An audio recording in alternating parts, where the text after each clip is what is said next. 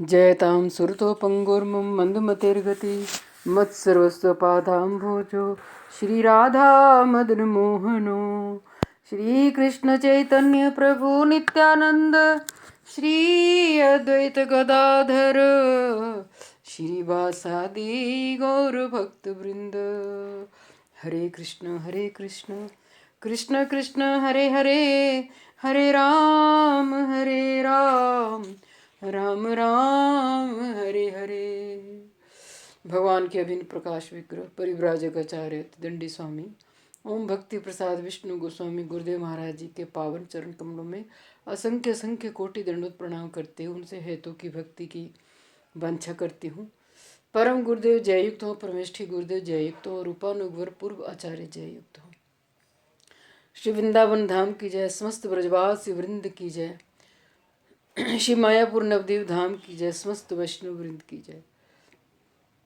कक्षा में उपस्थित आप सभी वैष्णव वैष्णवियों को मेरा यथा योग्य दंडवत प्रणाम। आप सभी का मैं अभिवादन करती हूँ। श्री बृहद भागवत अमृतम कथा महासागर के रचयिता श्रीपाद सनातन गोस्वामी जययुक्त हों। आज हम 339 पेज से दूसरा पैरा भाव अनुवाद वहां से पढ़ना शुरू करेंगे। हमने पीछे सुना कि भगवान तो आत्माराम और पूर्ण काम हैं। भगवान अपनी ही आत्मा में रमण करने वाले हैं। रास मंडल में भी भगवान ने अपने ही आत्मा में रमण किया। ये जितनी भी गोपियां हैं, ये सखियां हैं,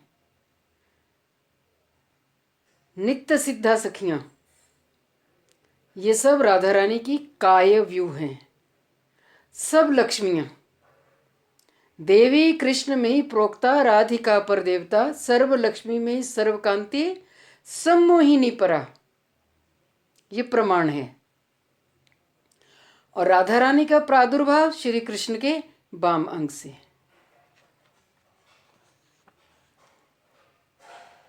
तो हमने बहुत सुंदर सुंदर विचार सुने देवर्षि नारद के भी। तो यहाँ बता रहे हैं कि साक्षात अवतारी श्री कृष्ण के संबंध में ऐसा व्यवहार ही युक्ति युक्त है। इन्हीं श्री कृष्ण के वामन अवतार में भी ऐसा व्यवहार सुप्रसिद्ध है। श्री भगवान ने बलि को बांधकर उनके असीम धैर्य को भगवान अपने शरणागतों की हर तरह से परीक्षा लेते हैं। परख परख के परीक्षा लेते हैं भगवान अपने भक्तों की। तो राजा बलि की परीक्षा क्या ली? धैर्य। पाश से बांध दिया। राजा बलि ने सब कुछ तो समर्पण कर दिया था, और पत्नी ने विंध्यावली ने बोला कि आप अपने को ही समर्पण कर दो। फिर बांधा क्यों? फिर भी पाश से इसलिए बांधा कि भक्त के धैर्य की। रूप गोस्वामी बोलते हैं ना, उत्साह निश्चयात धैर्यात तत्कर्म प्रवर्तनात्, उपदेशामृत में। तो यहां बलि को बांधकर उनके असीम धैर्य को संपूर्ण विश्व में विख्यात करने के लिए ही ऐसी निष्ठुरता दिखलाई थी। भगवान निष्ठुर नहीं है, लेकिन भगवान विश्व में ये संदेश देना चाहते हैं कि मुझे प्राप्त करने के लिए धैर्य। क्या मीराबाई धैर्य का प्रमाण नहीं है? कितने तो मीराबाई को परीक्षा देनी पड़ी, कितनी परीक्षा देनी पड़ी, कितना धैर्य रखा मीराबाई ने। पग पग पर परीक्षा देनी पड़ी। प्रहलाद जी ने क्या कम धैर्य रखा? तो भक्तों की भगवान परीक्षाएं लेते हैं। हमारी भी ऐसी संसार में परीक्षाएं चलती हैं, चलेंगी। और चलती रहेंगी। हमें कभी भी अपने लक्ष्य से पीछे नहीं हटना, ना किसी के कहे में, ना किसी के बहकावे में आकर के अपने भजन का जो लक्ष्य है, उद्देश्य है, उसको त्यागना नहीं। पुनः बलि से स्वर्ग राज्य छीन लिए जाने पर श्री वामन देव ने उनको स्वर्ग से भी अधिक महाविभूति से संपन्न सुतल राज्य का आधिपत्य प्रदान करके, ये जो सुतल लोक है ना, जो पृथ्वी से नीचे है, वो स्वर्ग से भी ज्यादा संपत्तिशाली है, बहुत सुंदर, बहुत ऐश्वर्य है वहां सुतल लोक में। तो वहां का राजा बना दिया इंद्र, तथा उनके द्वार पर द्वारपाल बनकर उनके प्रति अपने विशेष अनुग्रह को प्रकाश किया। भगवान ने कहा, देखो राजा बलि, अगर अपने आप को तुमने मुझे सौंप दिया है ना, तो मैं आपके द्वार पर द्वारपाल बन करके आपके राज्य की रक्षा करूंगा, मेन गेट। भगवान बिक जाते हैं, कोई हो मोल चुकाने वाला, एक आध पे, एक आध बोल पे आ जाते हैं, कोई हो बुलाने वाला। भगवान तो उसी के पास जाएंगे ना जिसका हृदय छल कपट ईर्ष्या द्वेष से रहित होगा। द्वेषी के पास भगवान कभी गए हैं? कोई ऐसा उदाहरण है? मैंने तो सुना नहीं।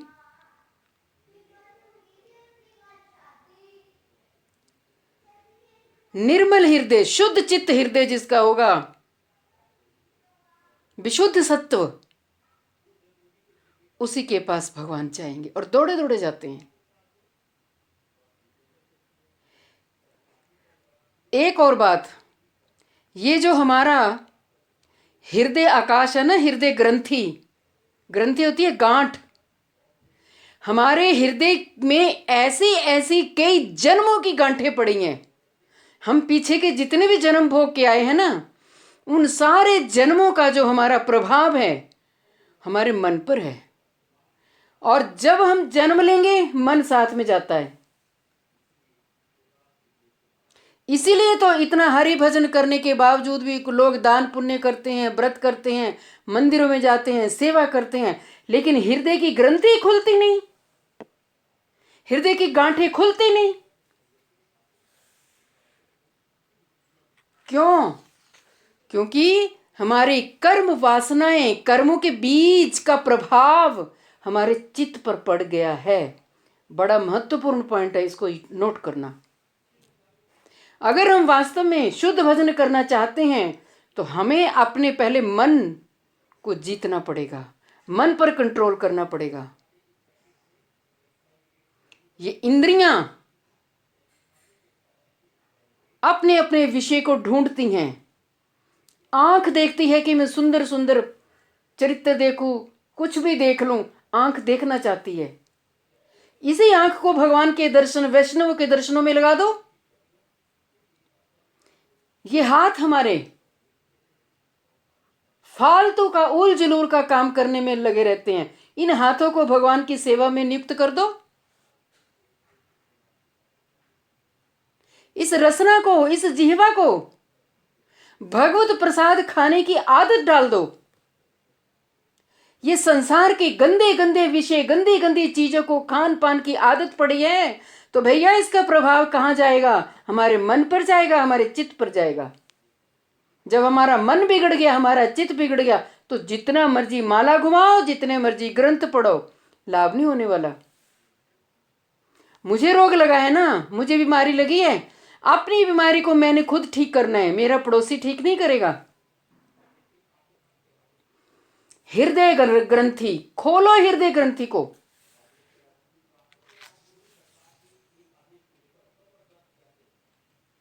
पूरी पूरी उम्र बीत जाती है भजन करते करते, ना कभी साक्षात्कार होता है, ना कभी अनुभूतियां होती हैं, ना कभी वैष्णव दर्शन देते हैं। ऐसा क्यों? इसका एक ही कारण है, वो कारण है चित्तवृत्ति। रावण आदि जैसे दिग्विजय के उपद्रव से उनकी रक्षा कर अपने कर्तव्य का भी पालन किया है। कुश दैत्य से प्रपीड़ित दुर्वासा द्वारा अत्यधिक आरतीपूर्वक मैंने बड़े दुखी हृदय से प्रार्थना, आर्त होता है दुखी हृदय से प्रार्थना करने पर भी भगवान श्री वामन देव ने उनकी प्रार्थना को सुना तक नहीं। अर्थात श्री भगवान दुर्वासा की रक्षा के लिए बलि के द्वार को छोड़कर जाने के लिए तैयार नहीं हुए। एक बार दुर्वासा ऋषि आए थे सुतल लोक में राजा वामन भगवान से प्रार्थना करने कि आप रक्षा के लिए चलो। ये कुश नामक का दैत्य असुर बड़ा प्रबल है, लेकिन भगवान ने कह दिया मैं अपने भक्त की सेवा के लिए हूं, मैं नहीं जाऊंगा। भगवान नहीं गए थे। यह उपाख्यान श्रीमद् भागवत आदि पुराणों में लिपिबद्ध है। एक और बात, कल सबने बहुत सुंदर सुंदर वक्तव्य दिए, श्रीमद् भगवद गीता पर अपने अपने विचार रखे। श्रीमद् भगवत गीता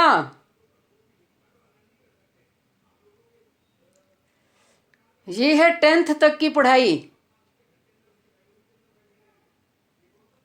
जैसे हम अपने बच्चे को डालते हैं ना नर्सरी केजी, ऐसे हमारा स्टैंडर्ड बढ़ते ही जाते हैं। श्रीमद् भागवत है पीएचडी। श्रीमद् भागवत में जिसको प्रवेश मिल गया, जिसके बुद्धि में चित्त में एक एक श्लोक का प्रभाव पड़ गया, समझो वृषभानुनंदिनी कृष्ण कानु मनमोहिनी प्रिया जी की उस पर असीम कृपा हो गई।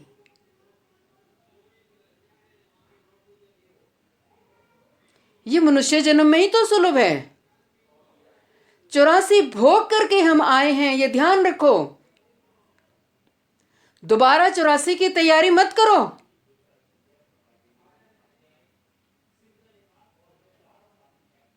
अजी किसने देखा, कहते हैं ऐसे तर्क करते हैं ना, किसने देखा नरक, किसने देखा स्वर्ग। जब तू भुगतेगा ना तब पता लगेगा। अभी तो अहंकार से बोल रहा है किसने देखा। भगवान ने बड़ी कृपा करके मनुष्य शरीर दिया है हमें। क्यों? कि अरे जीव तू माया के गड्ढे में पड़ा हुआ है, भजन कर और मेरे पास आ जा और सदा शाश्वत सुख शाश्वत शांति को प्राप्त कर।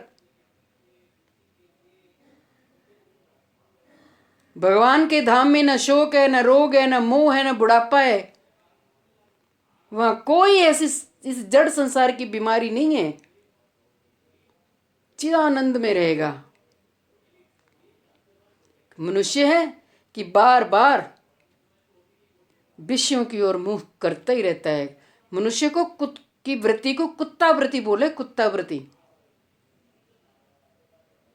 जिसके गले में कंठी होगी ना वो श्री कृष्ण का पालतू है, पालतू। कभी श्री कृष्ण उसका त्याग नहीं करते। जो गलियों में घूमते हैं ना आवारा, उसकी जिम्मेवारी कोई नहीं लेता। कभी यहां डंडा खाएगा, कभी वहां डंडा खाएगा।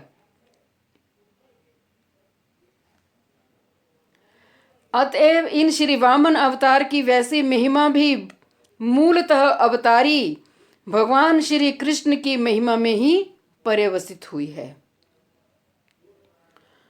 मधुकैटव कालनेमी जैसे असुरों को आदि शब्द से ग्रहण करना होगा तथा उनके साथ भगवान की युद्ध क्रीड़ा आदि कौतुक और महाप्रसाद दान आदि भी इस पुराण में वर्णित हैं, बताए गए हैं। तो कह रहे ग्रंथ के विस्तार के भय से इस स्थान पर इन लीलाओं का उल्लेख नहीं हुआ।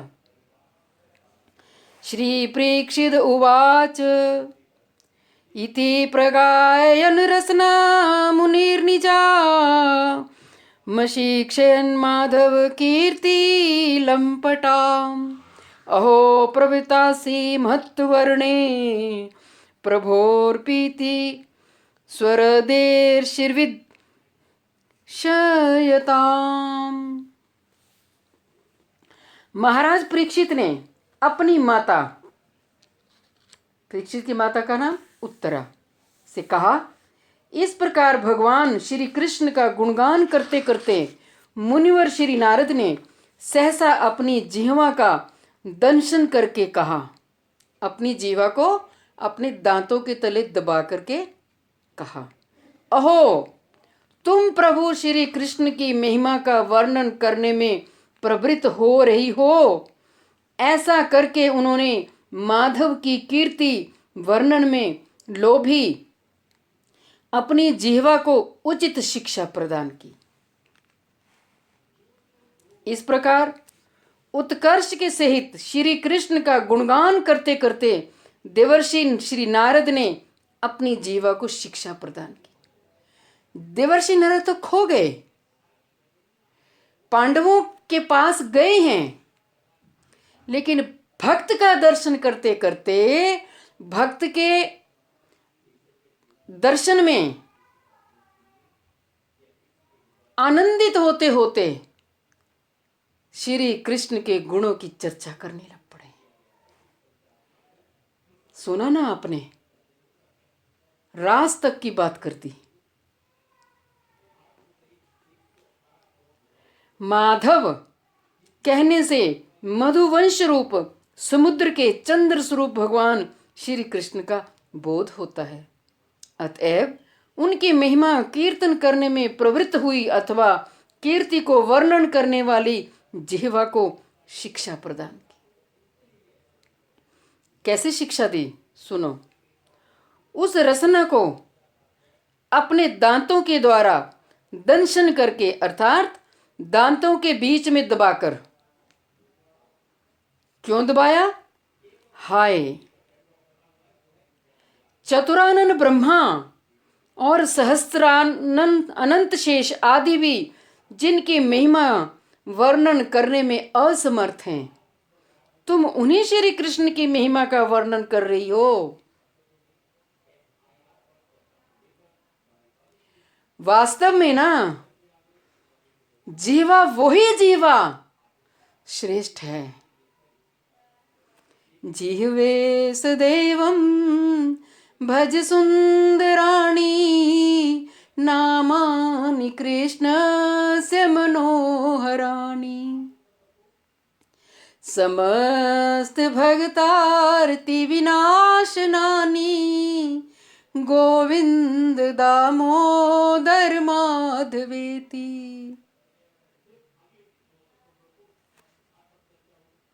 जिह्वे रसज्ञे मधुर प्रिया त्वं सत्यं हितं त्वां परमं वदामि। आवर्णयेथा मधुराक्षराणि गोविंद दामोदर माधवेति। जय हो। ऐ मेरी रसना सुन, जीवे रसज्ञे मधुर प्रिया तुम। ऐ मेरी रसना, तू सुंदर सुंदर प्यारे प्यारे श्री कृष्ण का, गोविंद दामोदर माधव के नामों का उच्चारण किया कर। ये नाम भगवान के इतने मधुर हैं, इतने सुंदर हैं। इनका नाम जप करने से रसना क्या होगा? समस्त भक्तार्ति विनाश आनी, भक्तों के सारे दुखों का अंत ही हो जाएगा। ये जीवा हमें ऊंची से ऊंची गति प्रदान कर सकती है। ये रसना हमें नीची से नीची दुर्गति भी प्रदान कर सकती है। हालांकि इस रसना में हड्डी नहीं है। कहां है हड्डी? फिर भी ये ऐसी वाक इंद्रिय, वाक वाणी बोलती है, तलवार की धार जैसे शब्द बोलती है। हृदय छिन्न भिन्न हो जाता है। और यही रसना, अगर कोई दुखी होगा, आर्त होगा, उसको 2 शब्द हम प्यार के बोल देंगे, उस गिरे हुए को हम उठा देंगे, कुछ शब्द ऐसे बोलेंगे जो उसके हृदय में ठंडक प्रदान करें, ये जिह्वा ही तो है।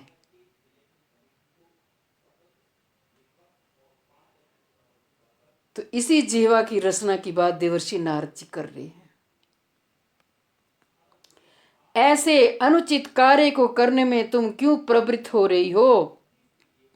इसके द्वारा तो केवल मेरी धृष्टता ही लक्षित हो रही है। देवर्षि नारद अपनी रचना को, जिह्वा को समझा रहे हैं। अरे मेरी रचने, यदि तुम प्रभु के इन प्रिय भक्तों की किंचित मात्र महिमा भी अपनी शक्ति के अनुसार वर्णन कर सको तो मैं उसे तुम्हारा महासौभाग्य समझूंगा। हमें किसका गुणगान करना है? हमें वैष्णव जनों का गुणगान करना है, गुरुदेव का, परम गुरुदेव का, परमेष्ठी गुरुदेव का,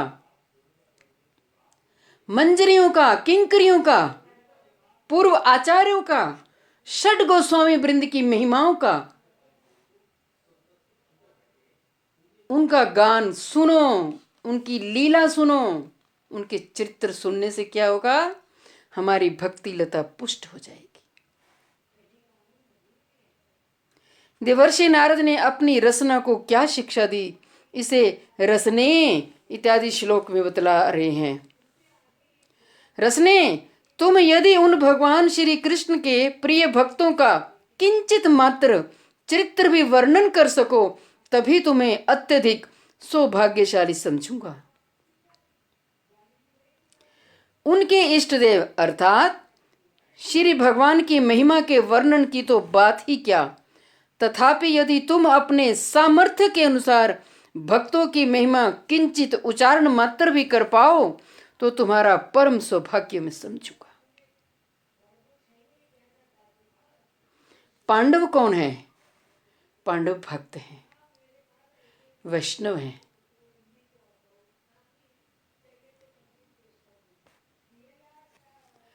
संपूर्ण रूप में कीर्तन कर सको तो उसका कहना ही क्या। अर्थात भक्तों की महिमा भी अनिर्वचनीय है। भक्तों की महिमा हम अपनी जीवा से, गुणगान अपनी जीवा से हम कर भी लेंगे, लेकिन भक्तों के ऐसे ऐसे चरित्र होते हैं, ऐसे ऐसे भक्तों की भी लीलाएं होती हैं, गुण होते हैं, हम में सामर्थ्य नहीं होती कि हम भक्त को तो भगवान ही पहचान सकते हैं। संसारी लोग अपनी दृष्टि से भक्त को पहचानेंगे? नहीं पहचान पाएंगे। क्यों? क्योंकि जो जड़ माया बुद्धि जिसकी होगी वो उसी बुद्धि से उसका दृष्टिकोण वही होगा, वो वैसा ही उसका नजरिया होगा। अगर वो शुद्ध भजनानंदी होगा तो वो कि नहीं ये मुझसे श्रेष्ठ हैं, ये भजनानंदी हैं, उसका दृष्टिकोण वही होगा।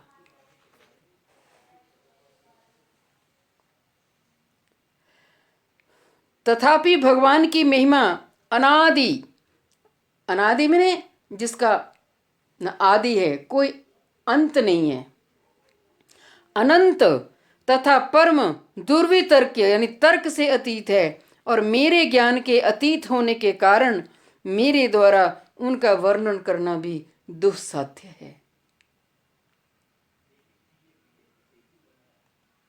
दुस्साध्य मैंने बड़ा कठिन, मैं उनका वर्णन करने में परिपक्व नहीं हूं।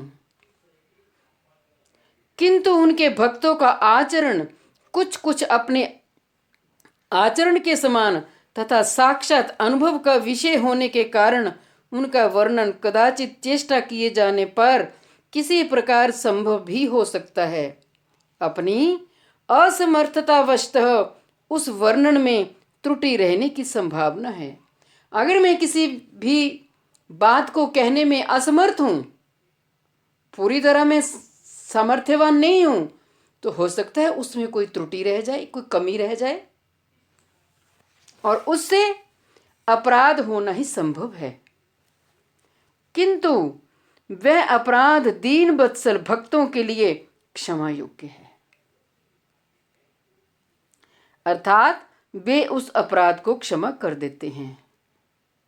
भगवान तो है भक्त वत्सल, लेकिन भक्त से अगर कोई अपराध हो जाए तो भी अगर हम किसी के आगे प्रार्थना करें, देखो मेरे मन में आपके प्रति ऐसा दुर्भाव पैदा हो गया, तो भक्त उसको सुन के क्षमा कर देंगे, माफ कर देंगे, कोई बात नहीं, फिर क्या हुआ। जो तो तृणादपि सुनीच होगा वो तो क्षमा कर देगा। जो अहंकारी होगा, अच्छा तेरी ऐसी हिम्मत, तूने ऐसे कैसे बोल दिया। लेकिन जो जितना ऊंचे स्तर का साधक होगा वो तृणादपि सुनीच होगा, वो क्षमा करना उसका गुण होगा, गुण। उसको पता है कि मैं क्षमा मेरे स्वभाव में है, वो क्षमा करके दिल जीत लेगा, वो तर्क बहस नहीं करेगा। क्षमा होना भी अपने आप में एक बहुत बड़ा गुण होता है। अहंकारी व्यक्ति क्षमा नहीं करते। अतएव भक्तों का महात्म वर्णन करना ही कर्तव्य है। इसका गूढ़ अभिप्राय यह है कि भगवान के महात्म का वर्णन करने की तुलना में भगवान के भक्तों का महात्म वर्णन करना अधिक श्रेष्ठ है। यही इस प्रसंग का दिग्दर्शन है। इस प्रसंग में हमें आईना दिखा दिया देवर्षि नारद के भावों के द्वारा। देवर्षि नारद ने जैसे भक्त का दर्शन किया, पांडवों का दर्शन किया, श्री कृष्ण तो मिले नहीं। अभी तो देवर्षि नारद एकदम पांडवों के महल में पहुंचे हैं, और जैसे पांडवों का दर्शन किया वैसे भाव जगने लग पड़े। इस प्रसंग से सबसे बड़ी शिक्षा यही है देवर्षि नारद की कि भक्तों का गुणगान करो, भक्तों के चरित्र की महिमा को सुनो। श्री नारद उवाच महानुभावा भवतस्तु तस्मिन् प्रतिस्त्वं यः प्रियता विशेषः भवत्सु तस्य अपि कृपा विशेषो दृष्टेन्ये सकेन जिह्वाम्। हे महानुभावो, भगवान श्री कृष्ण के प्रति आप सबकी जैसी प्रियता दृष्टिगोचर होती है, भगवान श्री कृष्ण की भी आप सभी के प्रति वैसी ही विशेष कृपा का दर्शन होता है। कोई धृष्ट व्यक्ति ही इस कृपा के विषय में अपनी जिह्वा से वर्णन करने का साहस कर सकता है। यहाँ देवर्षि नारद और अपने दिल को खोल रहे हैं। इस प्रकार सामान्य रूप में पांडवों के महात्म का वर्णन करके अब श्री नारद पृथक रूप में यानी अलग से प्रत्येक की प्रति भगवान की विशेष कृपा का महात्म वर्णन करने में प्रवृत्त हो रहे हैं। सर्वप्रथम उस वर्णन में अपनी अयोग्यता की आशंका से महेति इत्यादि कह रहे हैं। हे महानुभव गण, हे परम महात्म युक्त महात्माओं। देखो पांडवों को कैसे कैसे शब्दों से विशेषण से सजा रहे हैं। श्री कृष्ण के प्रति आप सभी का जो विशेष प्रेम देखा जाता है, भगवान श्री कृष्ण की भी आप सभी के प्रति वैसी ही विशेष कृपा दिखाई देती है। देवर्षि नारद कह रहे हैं कि अगर आपका भगवान श्री कृष्ण के प्रति विशेष प्रेम है तो श्री कृष्ण का भी आपके प्रति विशेष प्रेम है। कौन धृष्ट व्यक्ति उनकी इस विशेष कृपा की महिमा अपनी जिह्वा से उच्चारण करने का साहस करेगा।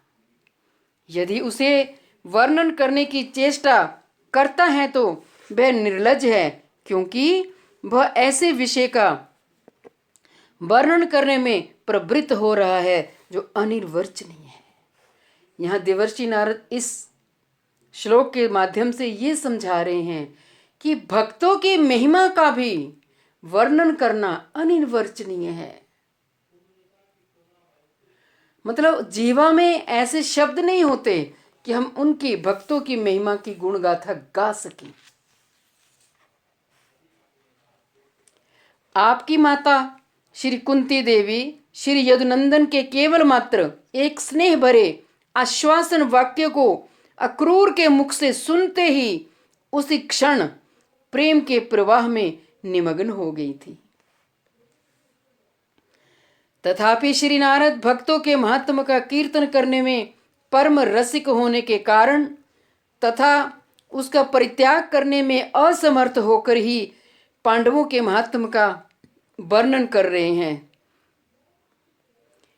आपकी माता अथवा आपकी माता होने के कारण मेरे जैसे व्यक्तियों की भी माता ये श्री कुंती देवी श्री कृष्ण को केवल मात्र एक आश्वासन वाक्य, हे तात मेरे जितने भी आत्मीय स्वजन हैं आप उन सब में श्रेष्ठ हैं, अतएव आप पांडवों की कुशल कामना के लिए अर्थात वे कैसे हैं ये संवाद लाने के लिए शीघ्र ही हस्तिनापुर गमन कीजिए। भगवान भी अपने भक्तों की खोज खबर लेते हैं।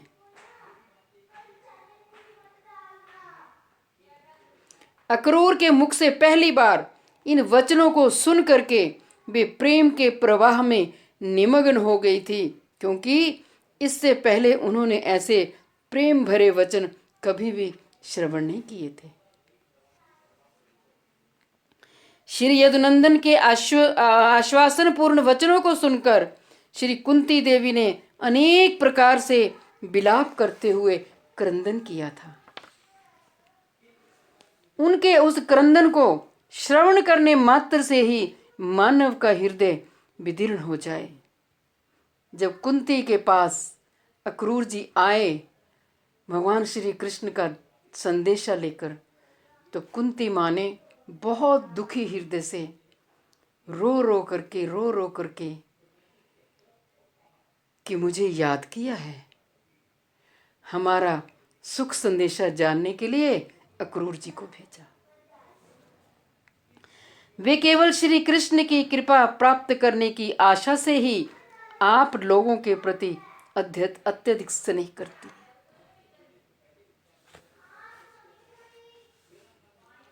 श्री कुंती देवी के प्रेम रस में निमग्न होने का लक्षण बतला रहे हैं। उन्होंने नाना प्रकार से विलाप करते हुए कहा था, हे कृष्ण, हे महायोगिन, हे विश्वात्मन, हे विश्वपालक, मैं आपके शरणागत हूं। अपने बालकों के साथ मैं निरंतर क्लेश से भरे हुए संसार में रह रही हूं। हे गोविंद, मेरी रक्षा करो।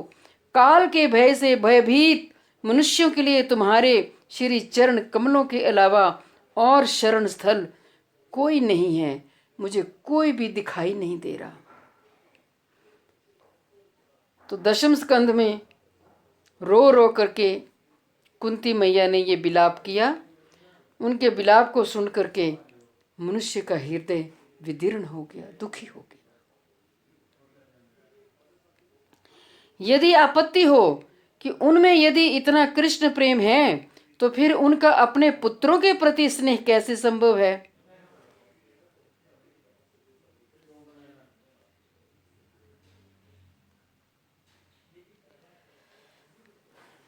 भवस्वपि इत्यादि पदों के द्वारा समाधान कर रहे हैं कि आप लोग जैसे परम सतपुत्रों के होने के कारण ही उनका वैसा परम स्नेह संभव हुआ, फिर भी वे आप लोगों के साथ श्री कृष्ण के संबंध को लक्ष्य करके अथवा आपके प्रति भगवान श्री कृष्ण की प्रियता को लक्ष्य करके अथवा श्री कृष्ण जिनके प्रिय हैं। कुंती माँ को भगवान ने कहा, बुआ जब द्वारका जाने लगे ना, सबने तो सब कुछ मांगा, आप भी कुछ मांगिए। हालांकि कुंती भगवान की भगवत्ता को अच्छी तरह से जानती थी, तो कुंती देवी ने नमः पंकज नाभाय नमः पंकज मालिने नमस्ते पंकजंग्रे, बहुत सुंदर स्तुति की। कुंती ने कहा, हे देवकी नंदन, अगर आप मुझे कुछ देना ही चाहते हो तो मुझे विपत्ति दीजिए। भगवान श्री कृष्ण ने बुआ के कंधे पर हाथ रखा। बुआ, ये भी कोई मांगने की चीज है? विपत्ति तो कोई नहीं मांगता।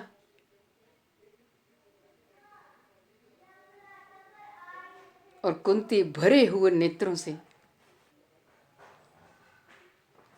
केशव, मैं जान गई हूं,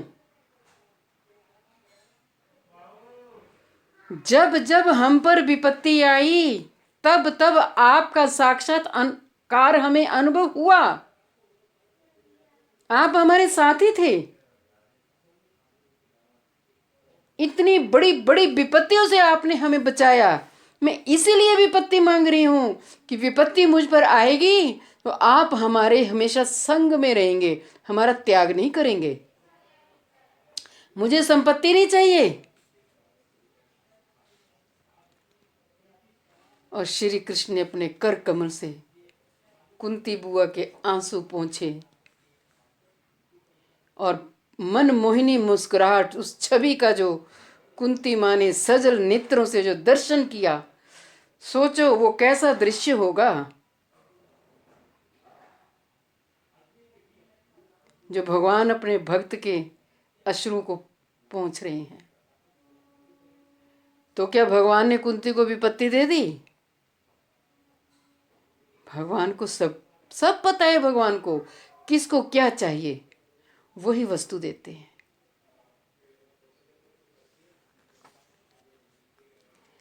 हम लोगों को मांगना नहीं आता।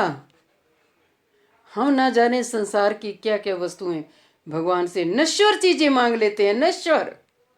क्या कभी भगवान से भगवान का प्रेम मांगा? क्या कभी भगवान से भगवान की सेवा मांगी? क्या कभी भगवान से भगवान के भक्तों का, हे गोविंद, अपने भक्तों का संग देना, अपने धाम वास देना? ये संसार की वस्तुएं अगर प्रारब्ध में होंगी तब भी, नहीं होंगी तब भी, ये मिलती रहती हैं, बिछुड़ती रहती हैं। बस आपका प्रेम, आपका सानिध्य वो चाहिए। यही मांगा करो।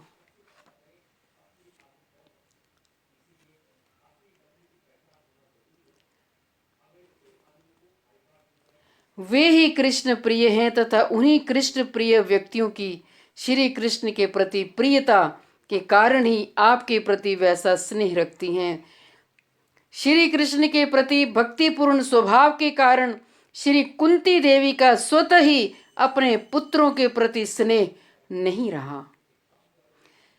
जब हमारा प्रेम भगवान से हो जाएगा ना 100%, तो संसार के जो रिश्ते नाते होंगे उनमें भी हमारा प्रेम नहीं रहता। वो तो एक कर्तव्य है जो निभाते हैं। अटैचमेंट कम हो जाती है। भगवान से हमें प्रेम रखना है। कुंती का भी ऐसे ही रहा, किंतु पुत्रों के श्री कृष्ण भक्ति स्वभाव के कारण ही, अर्थात उन्हें श्री कृष्ण संबंधी जानकर ही वे उनके प्रति स्नेह रखती थी। कुंती अपने पुत्रों से कैसा स्नेह रखते थे कि ये श्री कृष्ण को प्यार करते हैं और कृष्ण भी मेरे बच्चों से प्यार करते हैं, इसलिए वो अपने बच्चों से स्नेह रखती थी। कितना ऊंचा भाव है ना कुंती का। उनकी वैसी प्रीति करने की दृढ़ता दिखलाने के लिए ही वर्तमान काल की क्रिया में अतीत काल का प्रयोग किया गया है। चिरेण द्वारकां गन्तुम् उद्यतो यदो जीवनः काकुस्तुस्ति वीरावृत्य स्वगृहे रक्षते अनया। यादवों के प्राण स्वरूप श्री कृष्ण दीर्घ काल तक आप लोगों के राजभवन में निवास करने के उपरांत जब द्वारका जाने के लिए प्रस्तुत हुए तो श्री कुंती देवी ने ही विनयपूर्ण स्तुति वाक्यों के द्वारा उनको रोककर अपने भवन में रखा था। अब यहाँ श्री नारद जी को पांडवों को देख करके, कुंती को देख करके और भाव आ रहे हैं। श्री नारद कुछ और भी कह रहे हैं। महाभारत युद्ध के लिए श्री युधिष्ठिर आदि पांडवों के साथ दीर्घ काल तक यानी बड़े लंबे समय तक साथ रहने के पश्चात श्री कृष्ण जब द्वारका जाने के लिए प्रस्तुत हुए, तैयार हुए, तो इन्हीं कुंती देवी ने विनय पूर्वक वचनों के द्वारा कहा था, हे कृष्ण, तुम्हें नमस्कार करती हूं, तुम स्वयं ईश्वर हो।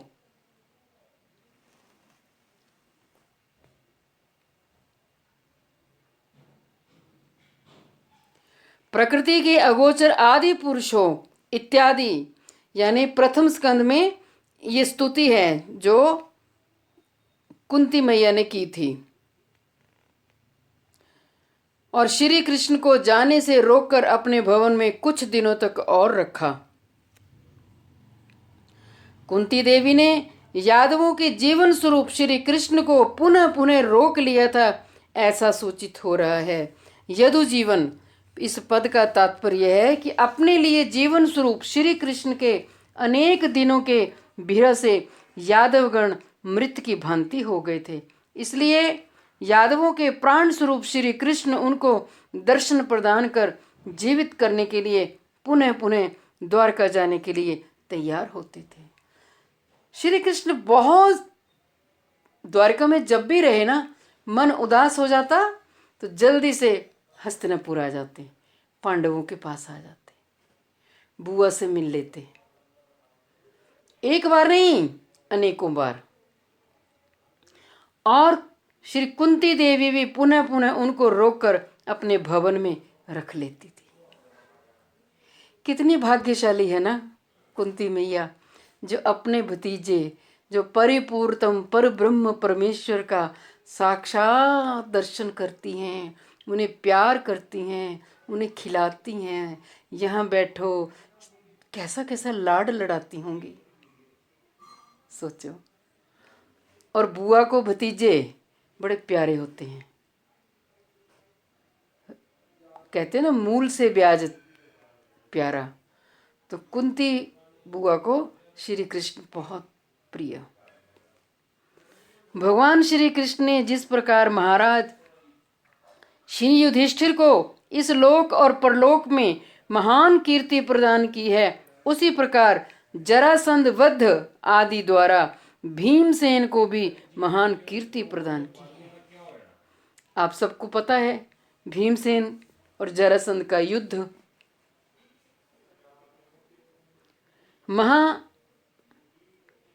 प्रतिष्ठा महान कीर्ति अर्थात श्री कृष्ण ने राजसूय यज्ञ संपूर्ण कराकर श्री युधिष्ठिर महाराज को महान कीर्ति प्रदान की थी। अष्टोत्तर शतनाम स्तोत्र में श्री कृष्ण युधिष्ठिर प्रतिष्ठाता नाम से विख्यात हुए हैं।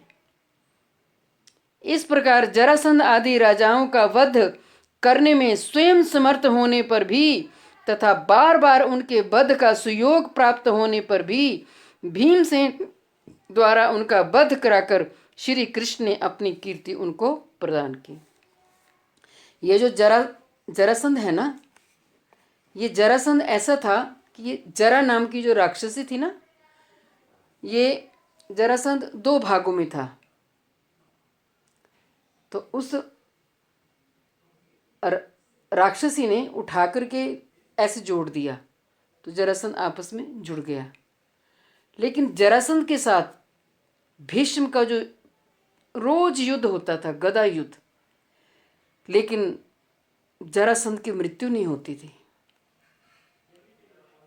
एक बार भगवान श्री कृष्ण ने क्या किया कि त्रिभंग ललित छवि से खड़े हैं और एक तिनका उठाया और उस तिनके को इशारा किया, ऐसे को चीरा और एक इधर फेंका, एक इधर फेंका। ये इशारा मिल गया भीम जी को कि जरासंध की गदा पर, जंघा पर प्रहार करो, इसको बीच में से चीर दो, और एक दाएं एक बाएं, ये फिर आपस में जुड़ेगा नहीं। और भीम ने तो करना, मार देना, और दोनों एक साइड पे हो जाते, फिर जुड़ जाता था। लेकिन भगवान ने फिर कहा नहीं, ऐसे तो युद्ध बड़ा लंबा चला जाएगा। फिर भगवान ने इशारा दिया, तो भीम ने जरासंध का वध किया।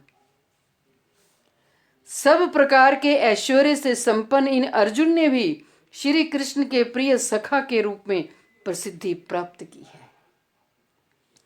अहो, सैकड़ों पुराण और श्रेष्ठ शास्त्र भी इनकी महिमा का वर्णन नहीं कर सकते। अत्यधिक गौरव के कारण अर्जुन के लिए भगवान शब्द का प्रयोग किया गया है, अथवा जो सभी प्राणियों की उत्पत्ति, प्रलय, गति, अगति तथा विद्या और अविद्या के तत्व को जानते हैं, उन्हीं के लिए भगवान शब्द का प्रयोग होता है। इन शास्त्रीय लक्षणों के आधार पर भगवान के समान होने से अथवा श्री कृष्ण के प्रिय सखा होने के कारण अर्जुन जगत में प्रसिद्ध हुए हैं। अहो, अनेक पुराण तथा अन्य शास्त्र भी उनकी महिमा को भली भांति वर्णन करने में असमर्थ हैं। एक बार जब अर्जुन द्वारिका गए ना, तो अर्जुन सो रहे थे, तो भगवान श्री कृष्ण उनके कक्ष में गए, तो अर्जुन के रोम रोम से कृष्ण कृष्ण कृष्ण कृष्ण, रोम रोम से ये आवाज, ये ध्वनि आ रही थी। रुक्मिणी ने भी सुनी। इतना प्यार। गहरी निद्रा में जब कोई चला जाए तो बाह्य इंद्रियां भी निश्चेष्ट हो जाती हैं, सो जाती हैं, बुद्धि भी अपना काम करना बंद कर देती है। तो अर्जुन के मुखारविंद से, रोमावली से कृष्ण कृष्ण आवाज आ रही थी। जुड़वा भाई नकुल और सहदेव की भी श्री कृष्ण के प्रति जिस प्रकार की प्रीति है, उनका संपूर्ण परिचय उन्होंने राजसूय यज्ञ के समय सर्वप्रथम श्री कृष्ण की पूजा का प्रस्ताव रख कर दिया।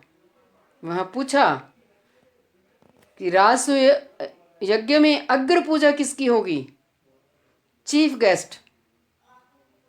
तो नकुल और सहदेव ने कहा, ये हमारे प्रिय श्री कृष्ण की होगी।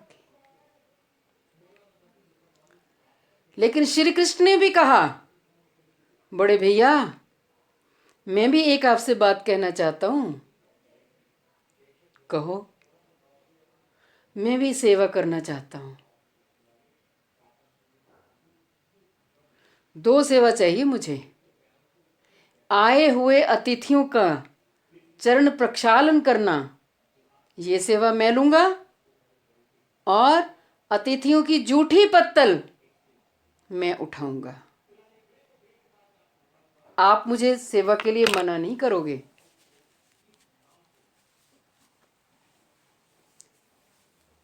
और यहां जिसके पास 5-7 करोड़ रुपए आ जाता है ना,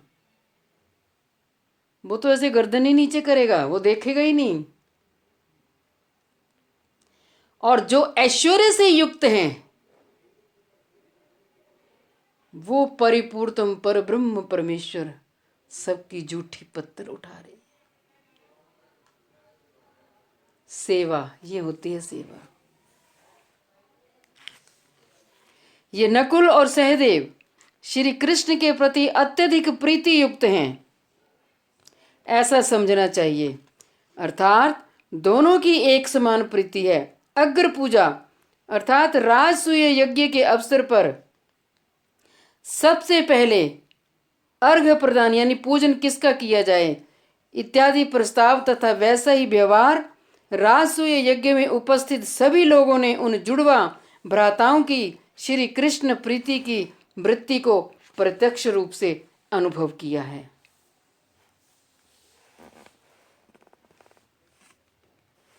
श्री कृष्ण ने स्वयं राजसूय यज्ञ उत्सव में द्रौपदी के केशों को अभिषिक्त किया है। वे द्रौपदी को प्रिय सखी कहकर संबोधन करते हैं तथा दुर्वासा और दुशासन के भय से रक्षा करके श्री कृष्ण ने उनके संपूर्ण शोक का हरण किया है। स्वयं श्री कृष्ण ने राजसूय यज्ञ के उत्सव में द्रौपदी को अपने हाथों द्वारा मंत्रों से शुद्ध किए जल के कलश से स्नान करवाया। वाह! और उनके केशों को अभिषिक्त किया। श्री कृष्ण उनको हे प्रिय सखी या हे कृष्णे ऐसा कहते थे, संबोधन करते हैं तथा उन्होंने अत्रि ऋषि के पुत्र दुर्वासा के अभिशाप से द्रौपदी की रक्षा की है।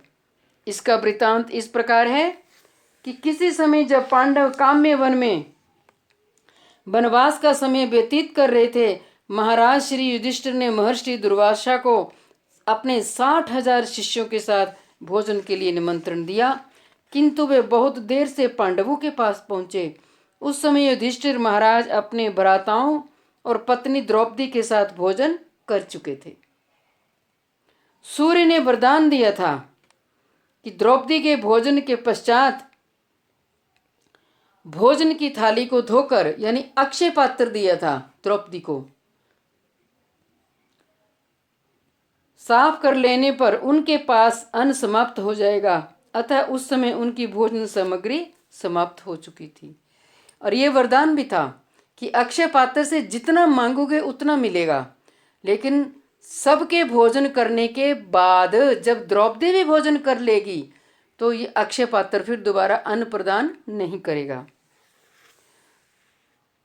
तब अन्न के अभाव से उत्पन्न भय से श्री कृष्ण ने उन लोगों की रक्षा की थी। किस प्रकार? श्री कृष्ण ने स्वयं वन में आकर थाली के भीतर लगे हुए कण मात्र शाक का भोजन यानी पत्ते को देखा कि अक्षय पात्र में पत्ता लगा हुआ था और उस पत्ते को मुख में लेते ही तृप्तोऽस्मि ऐसा कहा और ऐसा कहने के साथ ही शिष्यों सहित महर्षि दुर्वासा का पेट पूर्ण रूप से भर गया। इससे ये शिक्षा मिलती है कि भगवान ही तो सृष्टि के पालन करता है। जब भगवान तृप्त हो जाते हैं सारा संसार तृप्त हो जाता है। तो दुर्वासा ऋषि भी तृप्त हो गए। अधिक भोजन करने में असमर्थ होने के भय के कारण वे वहां से तुरंत चले गए। भय इसलिए था कि उनके भोजन ग्रहण न करने से पांडवों के द्वारा बनाई गई सारी भोज्य सामग्री नष्ट हो जाएगी और सारा दोष उनका ही होगा। और भरी सभा के बीच दुशासन द्वारा द्रौपदी का वस्त्र खींचते समय श्री कृष्ण ने उनके वस्त्र को अनंत गुना बढ़ा दिया था। इस प्रकार दुशासन के भय से द्रौपदी की रक्षा हुई थी। फिर कुरुक्षेत्र के युद्ध में दुशासन आदि के वध द्वारा सभा में खींच कर लाने के कारण हुए द्रौपदी के समस्त शोक का हरण किया था। वाञ्छा कल्पतरुभ्यश्च कृपा सिन्धुभ्य एव च पतितानां पावनेभ्यो वैष्णवेभ्यो नमो नमः।